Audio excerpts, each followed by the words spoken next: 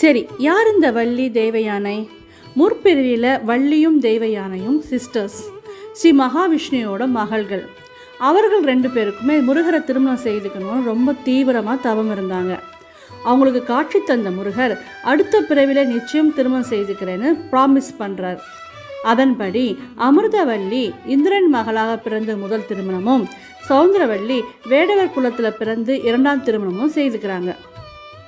சரி, வள்ளி தெய்வ யானை எப்படி பேர் வந்ததுன்னு பார்க்கலாம். வள்ளி கிழங்கு தோண்டும் போது கிடைத்த பெண் குழந்தை, அதனால் அந்த குழந்தைக்கு வள்ளின்னு பேர் வச்சு வளர்க்குறாங்கன்னு நமக்கு பார்த்தோம். அதே மாதிரி இந்திரன் கிட்ட ஐராவதம் அப்படின்னு ஒரு யானை இருந்தது. அந்த யானை வெள்ளை கலரில் ரொம்ப அழகாக இருக்குமா. அந்த யானை இந்திரன் மகளை செல்லமாக பார்த்து கொண்டு தான். அதனால் அவளுக்கு தெய்வ யானை என்றும் தேவசேனா என்றும் பெயர் வந்துதான்.